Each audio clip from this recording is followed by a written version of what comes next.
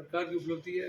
माननीय भुजन लाल जी ने, यहाँ के जो भी हमारे भारतीय जनता पार्टी के जो जनप्रतिनिधियों ने जो लिख के दिया, जो डिमांड की है, उनके आधार भी ये घोषणा हुई है।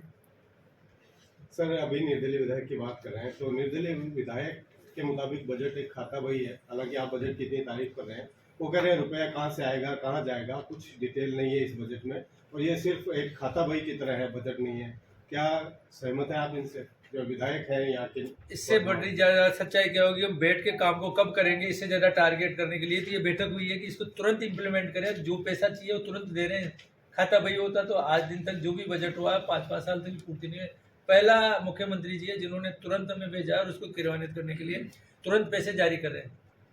ये जो भी डिमांड यहाँ के जो अधिकारी जो इनको क्रियान्वित करने के लिए, तो जो भी दोनों डिस्ट्रिक्ट पे है, ये जो भी डिमांड करेंगे, चाहे जमीन अलॉटमेंट से लेके बिल्डिंग से लेके हर चीज़ के लिए उसका तुरंत पैसा सैंक्शन करें। इससे बड़ा बजट कहाँ मिलेगा? सर, एक बड़ी समस्या आ रही है, नया सत्र चल रहा है शिक्षा का।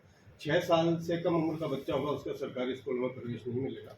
तो सरकारी विद्यालयों की पहली क्लास लगभग खाली है, निजी विद्यालय में बच्चे जा रहे हैं, और दुविधा की बात यह है कि उन बच्चों को हम आरटी के तहत पैसा भी देंगे। सरकारी स्कूलें खाली हो रही है, निजी को एक तरह से बढ़ावा देने वाला प्लान सरकार की तरफ से आया है, तो बड़ी दिक्कत है सरकारी स्कूलों के नए नामांकन के लिए। देखो, जो शिक्षा नीति के तहत जो 6 साल का आरटीई के अंदर 6 साल से छोटे बच्चे को तो पढ़ने का, स्कूल में रखने का यानी, वो छोटा बच्चा को प्री प्राइमरी में कहीं पे जा रहा कर रहा है तो अलग चीज़ है। आंगनबाड़ी में भी जाते हैं, आंगनबाड़ी हमने चला रही है छोटे बच्चों के लिए।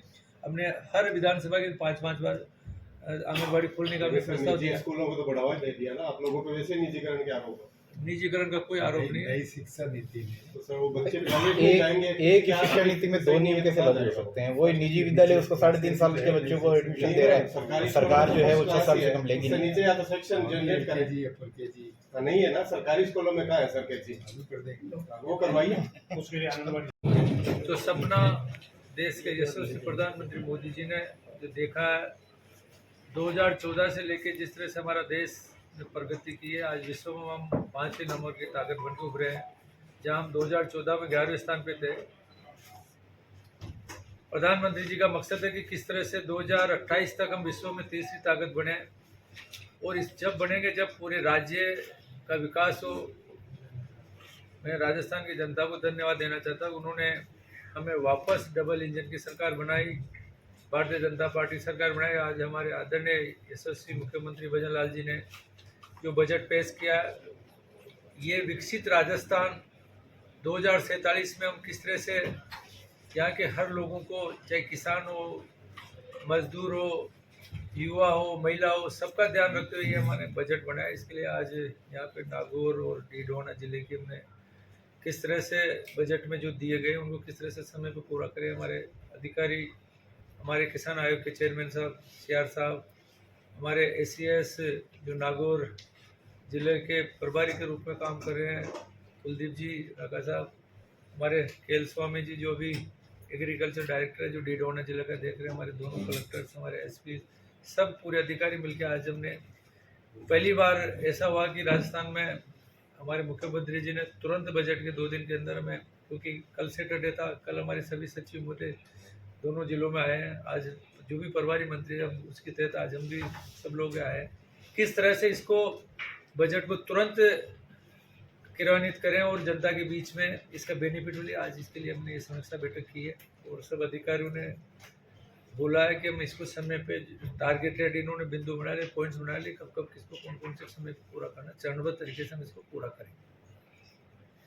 नहरबंदी मई जून में नहीं होती, डेफिनेटली कि नहरें जो बनी 40-50 साल से जो नहरें बन रही, कहीं ना कहीं उनमें मेंटेनेंस आता है। जो पानी जितना हम बागड़ा नांगल से पौंग बांध से हम ले सकते हैं, उसमें पंजाब में और कहीं राजस्थान में कई जगह पे उसकी मेंटेनेंस के लिए काम चलता है, तो नहरबंदी कर रहे हैं तभी उसका काम कर रहे हैं, इस वजह से करवाते हैं, बाकी कोई नहरबंदी करने का नहीं है। इस बार भी गर्मी ज़्यादा थी, ये देखते हुए हमारे यशस्वी मुख्यमंत्री जी ने इसको फैसला लिया कि नहरबंदी हम नहीं करें, उसकी वजह से इस गर्मी में पानी की दिक्कत कम आए, क्योंकि जो पानी होगा उसी को हम सिस्टम को हम दे पाते हैं।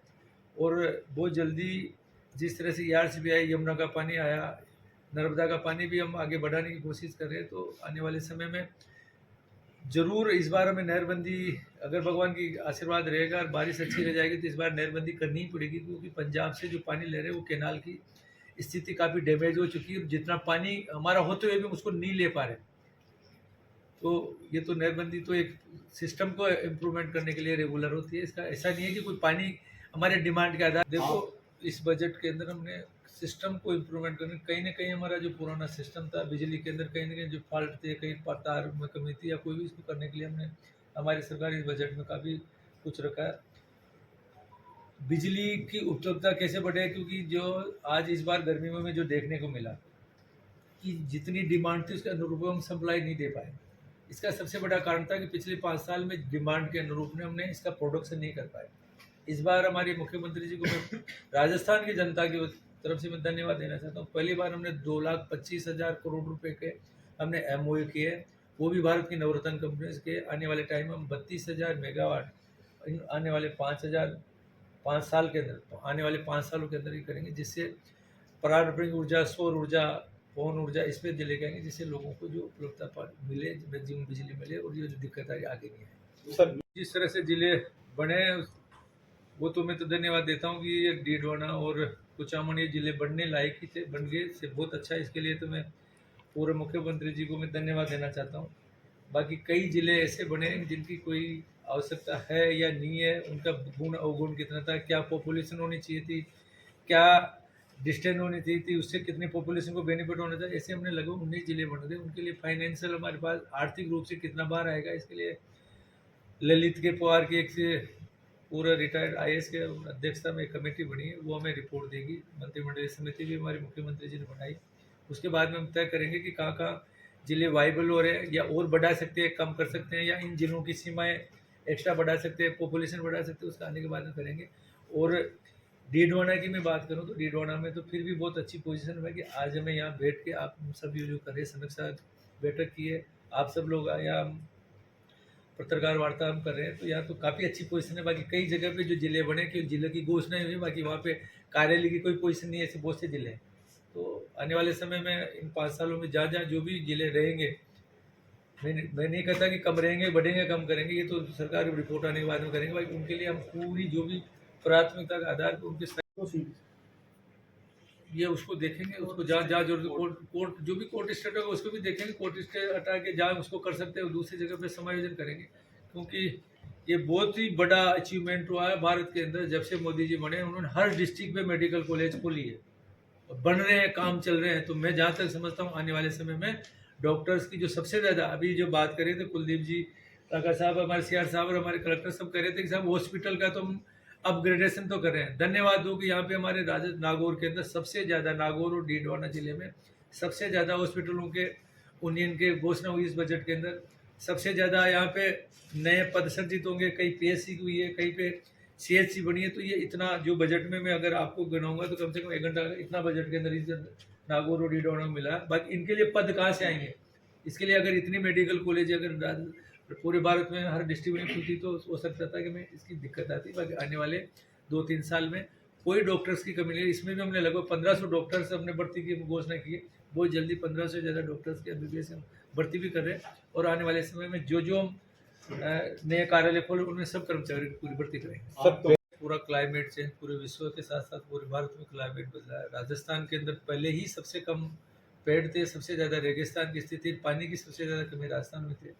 हमारे यशस्वी मुख्यमंत्री भजन लाल जी ने तय किया कि इस बार लगभग 7 करोड़ पौधे लगाए। उन पौधे लगाना ही नहीं है, उन पौधों के अंदर लोगों में जागरूकता लाए। हमारे यशस्वी प्रधानमंत्री ने बोला कि जो भी पेड़ लगाए उसको लगे कि मैं उसमें उसके माँ के नाम से लगेंगे, तो उसमें कहीं ना कहीं लगेगा, फील होगा कि ये जब मेरी माँ के नाम से है, तो उसमें मोटिवेट हो वो आदमी उसकी रक्षा करे। तो पेड़ लगाने से ज़्यादा हमारा लक्ष्य है कि हम किस तरह से इनको जीवित रखें, इनको बड़ा करें, तभी जाके पेड़ लगाने का होगा। इस बार हमने टारगेट अब तक के इतिहास में कहीं 5 करोड़ से ज़्यादा नहीं हुआ था, इस बार हमने 7 करोड़ पौधों का लक्ष्य लिया। और हम उम्मीद है जिस तरह से मेरे नागौर और डीडवाना में जो हमने अधिकारी और हमारे SCS साहब और हमने जो ये CR साहब जो जिसमें लग रहा है कि जिनकी प्लानिंग है, क्योंकि पहली बार जो फॉरेस्ट के तहत पौधे लगते थे या जो भी लगते थे, कोई तारबंदी का कोई प्रावधान नहीं होता था, उसको सुरक्षा के लिए कोई आदमी नहीं रखते थे, पानी पिलाने के लिए कोई नहीं होता।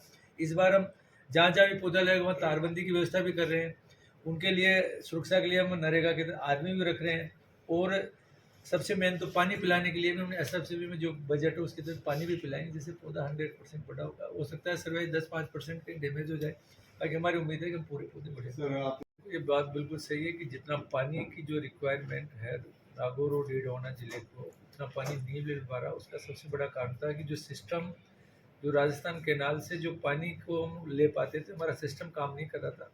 उसके लिए लोकसभा चुनाव से पहले हमने टेंडर लगाया था, बाकी उसमें कहीं ना कहीं कोई टेक्निकल कमी की वजह से कोई टेंडर पार्टिसिपेट करने नहीं आए, वो टेंडर कैंसिल हो गया था। दोबारा हमने उसके टुकड़े करते हुए उसमें क्वालिफाई हो जाए वो टेंडर हमने लगा दिए, उसके टीएस भी हमने निकाल दिए। उसके बहुत जल्दी उसके टेंडर आने के बाद में जितनी हमारी डिमांड है हम पूरा का पूरा पानी, जिससे नागौर और डीडवाना जिले के जितने भी शहर हैं उनको 135 लीटर, और जितने भी ग्रामीण हैं जिसके हमारे देश के यशस्वी प्रधानमंत्री मोदी जी ने जल जीवन मिशन के तहत पानी देने की योजना बनाई। कोई भी घर पानी से नहीं, उनको 55 लीटर पानी देने का हम काम कर रहे हैं। और आने वाले साल भर के अंदर नागौर और डीडवाना जिले के हर घर में जितना उसकी डिमांड है, और जितनी डिमांड का मतलब है जितना नॉर्म्स के तहत उनको जो पानी देना, उतना पानी हम 100% देंगे। कोई भी घर ऐसा नहीं बचेगा इसमें पानी नहीं जाएगा। सर